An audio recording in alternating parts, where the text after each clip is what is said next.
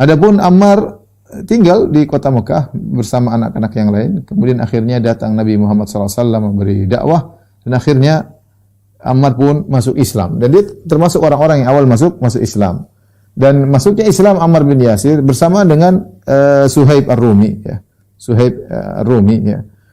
Suhaib bin Sinan Ar-Rumi, ya. Jadi Ammar bin Yasir, ya, masuk Islam bersama Suhaib bin Sinan Ar-Rumi dalam satu waktu. Kata Ammar, laqitu Suhaib ya bin Sinan ala babi Daril Arqam. Rasulullah sallam fiha. Ya, aku bertemu Suhaib bin Sinan di pintunya Darul Arqam. Kita tahu Nabi SAW pertama dakwah, Rasulullah SAW dakwah di dalam sebuah rumah, ya, di dekat Bukit Sofa milik Al-Arqam. Maka disebut dengan Darul Arqam. Rasulullah SAW mengumpulkan para sahabat situ, kemudian Rasulullah SAW bikin pengajian. Karena tidak dibuka, banyak orang akan lihat dan akan berbahaya bagi mereka. Sehingga banyak orang masuk Islam diam-diam, menyembunyikan Islam mereka. Yang berani menampakkan cuma sebagian orang. Ya, yang memiliki kabilah yang membelanya atau yang akan menjaganya, itu yang berani menampakkan Islam. Adapun kebanyakan yang lain menyembunyikan Islam mereka, takut diintimidasi oleh masyarakat, takut diintimidasi oleh kabilahnya, takut diintimidasi oleh keluarganya. Ammar bin Yasir dan Suhaib mendengar informasi tentang Nabi SAW Darul Arqam. Maka mereka berjalan berdua menuju Darul Arqam, kebetulan waktu yang sama. Kemudian akhirnya Ammar bin Yasir bertanya kepada Suhaib, ya, apa yang kau ingin lakukan? Ya. Maka dia berkata, aratu an adkhul ala Muhammad wa asma'u kalamahu. Kata Suhaib, aku ingin masuk menemui Muhammad dan aku ingin mendengar pembicaraan ceramahnya. Dia ngomong apa sih? Qala ana uridu dzalik. Kata Ammar, aku juga. Fa dakhalna alaihi, kami pun masuk bareng-bareng. Fa'arada al-Islam, kemudian Nabi menawarkan Islam kepada kami. Fa'aslamna, kami pun masuk Islam. Sebagian ulama menganggap bahwasanya Islamnya Ammar bin Yasir dan Suhaib Ar-Rumi setelah 30 sekian orang. Setelah 30 sekian orang. Jadi masih termasuk orang-orang yang pertama kali masuk Islam, ya.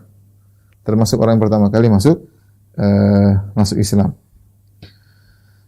Setelah Ammar masuk Islam, ya, maka dia mengalami, ya, siksaan, dia dan keluarganya, ayahnya dan ibunya disiksa oleh Bani Makhzum karena mereka berwala asalnya kepada Bani Makhzum sebagaimana sudah kita jelaskan. Yasir bersekutu atau mengambil halif dari Bani Makhzum, kemudian Sumayyah juga budaknya Bani Makhzum. Maka kemudian mereka dipaksa untuk mengucapkan kata-kata kekufuran, ya. Maka Yasir tidak mau, Sumayyah juga tidak mau, ya. Akhirnya Yasir pun dibunuh, ya, kemudian Sumayyah juga dibunuh ketika dia tidak mau mengikuti keinginan Bani Makhzum, kabilahnya Abu Jahal, untuk mengucapkan kata-kata kufur, untuk menghina Nabi Muhammad SAW. Dia tidak mau, akhirnya dia dibunuh. Adapun terbunuhnya Sumayyah bin Khayyad radhiyallahu ta'ala dengan cara yang sadis. Sebagaimana disebut dalam buku sejarah, Abu Jahal mentang-mentang diri Bani Makhzum, maka dia mengambil herbahnya tombak, kemudian dia masukkan ke dalam kemaluan Sumayyah, kemudian dia goyang-goyangkan sampai akhirnya Sumayyah radhiyallahu ta'ala anha meninggal dunia, ya. Dan dia adalah wanita yang pertama kali mati syahid, awwalu syahidah fil Islam, yang pertama kali mati syahid dalam Islam. Oleh karenanya ujian dihadapi para sahabat sangat berat, ya. Sangat berat. Tadi kita disebutkan orang-orang yang tidak mampu disiksa dengan berbagai macam siksaan, diambil seperti Bilal dan yang lainnya, diambil baju besi, kemudian diletakkan di bawah terik matahari, dijemur, kadang ditarik, diberi tali di leher mereka, kemudian ditarik oleh anak-anak, diarak-arak, ditarik di atas pasir, disiksa, kemudian dimasukkan dalam air, kemudian dikeluarkan, kemudian dicambuk-cambuk, ya. Termasuk Ammar bin Yasir, ya. Yang bertahan meninggal dunia, meninggal dunia. Di antaranya Yasir dan Sumayyah, ya. Nabi SAW ketika melewati mereka, Nabi SAW tidak bisa berbuat apa-apa. Nabi SAW mengatakan, abshiru ala Yasir, abshiru ala Ammar. Bergembiralah wahai keluarga Ammar, bergembiralah wahai keluarga Yasir, fa inna mau'idakumul jannah. Allah menjanjikan surga bagi kalian.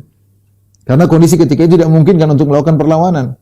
Islam adalah agama yang juga logis dan realistis ya. Makanya ketika dalam kondisi sulit tidak dipaksa untuk kemudian berjihad mengangkat senjata. Rasulullah hanya melihat, Rasulullah mengatakan sabar. Rasulullah tidak bisa apa-apa. Sabran ala Yasir, bersabarlah. Kalau Rasulullah SAW secara real kemudian mengangkat senjata, maka semuanya akan mati ketika itu. Ya.